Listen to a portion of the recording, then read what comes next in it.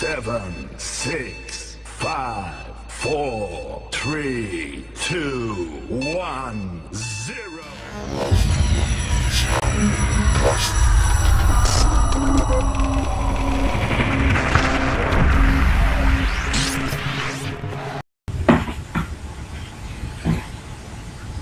0. Selamat berjumpa anak-anakku. Pada kesempatan ini kita akan melakukan pembelajaran daring untuk pertemuan yang kedua. Sebelum kita mulai pembelajaran ini, marilah kita berdoa sesuai dengan agama dan kepercayaan kita masing-masing. Berdoa mulai. Berdoa selesai. Untuk materi pada kesempatan ini, kita akan membahas tentang standarisasi VoIP. Pada pertemuan sebelumnya kita sudah membicarakan apa itu VoIP dan bagaimana VoIP itu menjadi pengalihan teknologi melalui percakapan internet.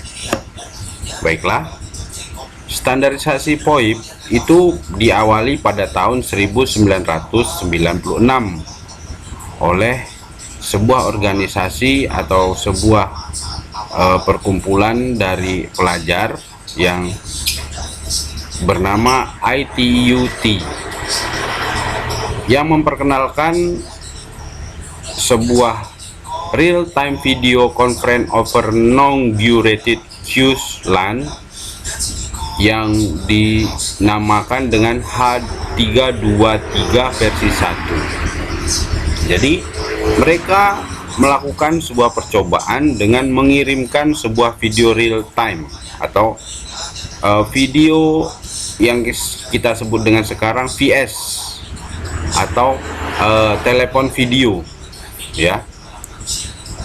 Kemudian sejarah berlanjut pada bulan Januari tahun 1998 H323 versi 2 diluncurkan, dan paket yang meluncurkan ini disebut dengan paket Base Multimedia Communication System. Pada tingkat ini itu membutuhkan waktu sekitar 2 tahun untuk memodifikasi dari real time video yang pertama. Dan untuk poin yang ketiga adalah Internet Engineering Task Force mengeluarkan standarisasi Session Initiation Protocol atau SIP untuk pensinyalan lanjutan dan fungsional kontrol untuk service multimedia dalam cakupan yang lebih besar. Jadi pada standarisasi ketiga, IETF itu mulai memacu bahwasanya sebuah standarisasi multimedia ini harus mencakup hal-hal yang lebih besar, ya, bisa berupa pembicaraan telekonferensi atau orang banyak dalam satu server. Standar H323 mensupport itu G711 dan G723 untuk audio, dan ini juga untuk mensupport spesifikasi yang dihasilkan IETF untuk mengontrol aliran audio guna memperbaiki kualitas suara, sehingga suara yang dikirim itu menjadi lebih jernih, tidak seperti telepon analog yang suaranya benar-benar kurang jernih. Poin yang kedua berlaku sebagai payung dari sekumpulan standar-standar untuk mendefinisikan komunikasi multimedia real time untuk jaringan berbasis paket atau packet based network.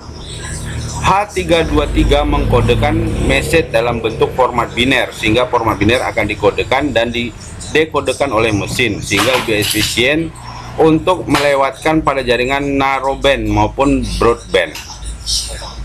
Inilah yang menjadi sejarah bahwasanya VoIP ini benar-benar dilakukan oleh mesin, tidak lagi dilakukan secara manual.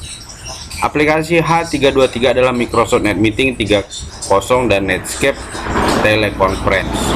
Ini bisa kalian lihat di Windows 7 atau Windows 7. Ini bisa kita jumpai sebuah aplikasi yang disebut dengan aplikasi Microsoft Net Meeting 3.0 dan Netscape Teleconference.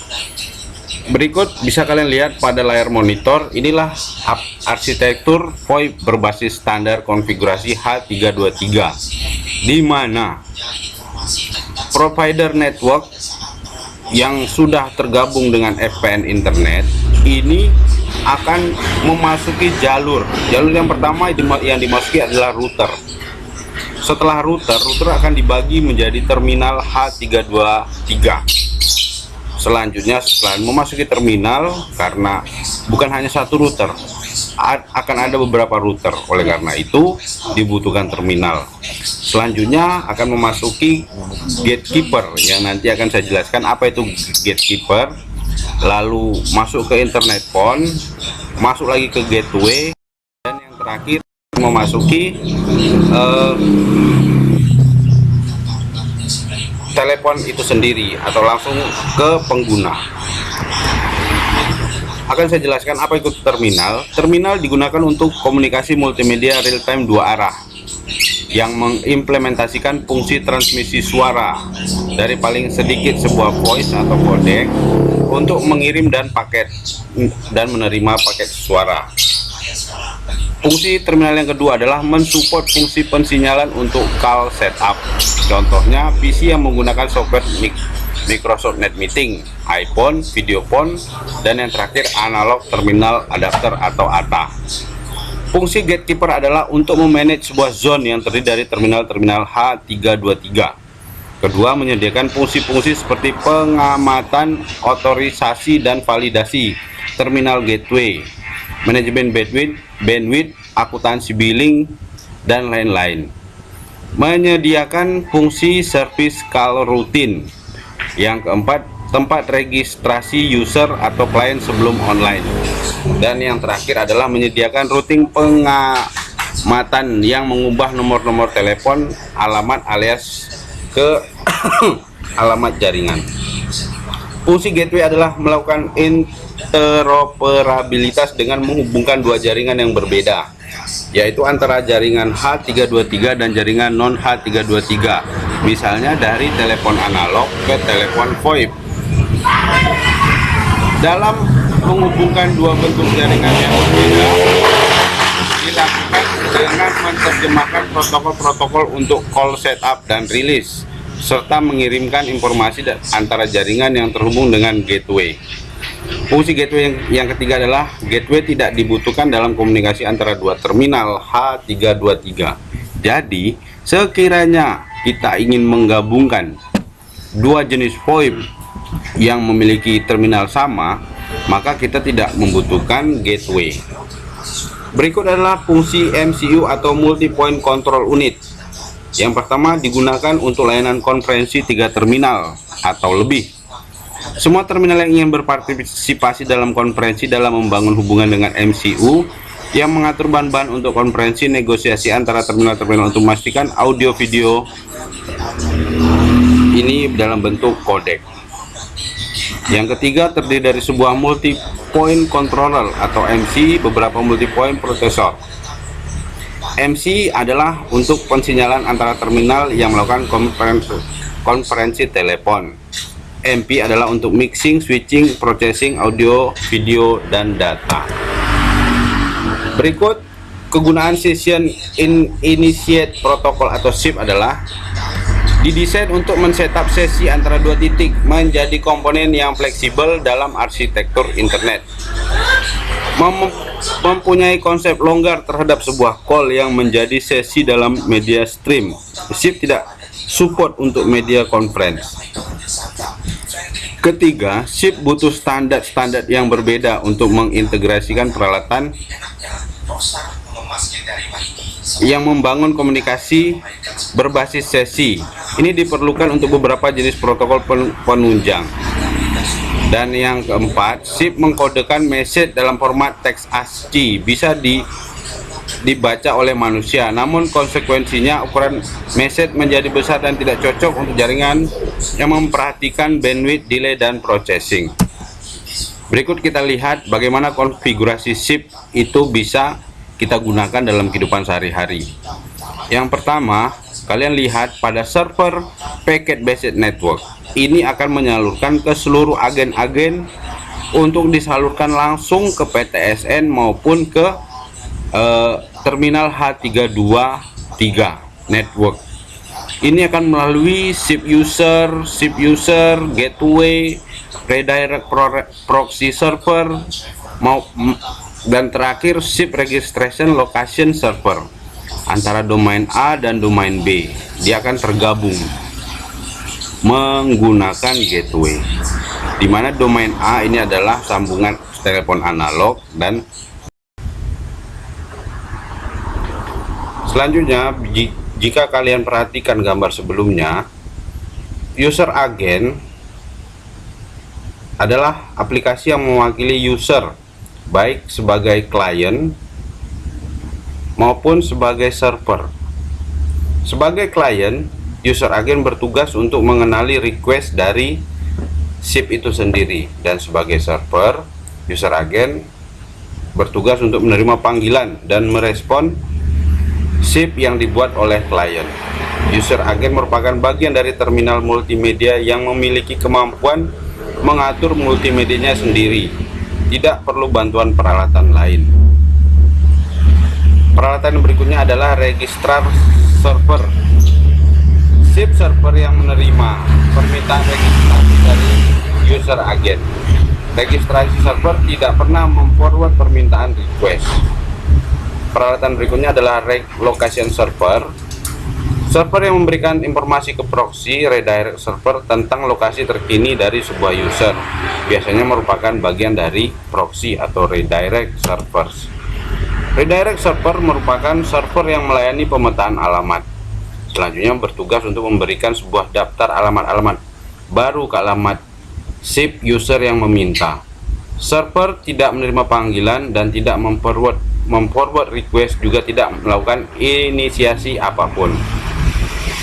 Dan yang terakhir, proxy server adalah server yang bertindak sebagai server ke user agent dengan memforward SIP request, atau bertindak sebagai klien SIP server dengan mengirim request ke server.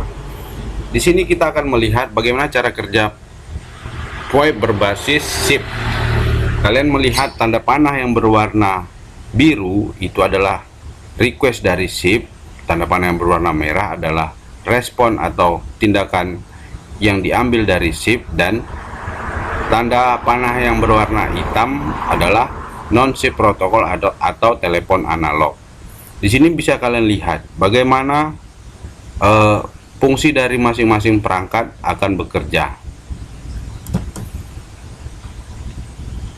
Berikut akan saya terangkan bagaimana proses pemanggilan VoIP itu sendiri.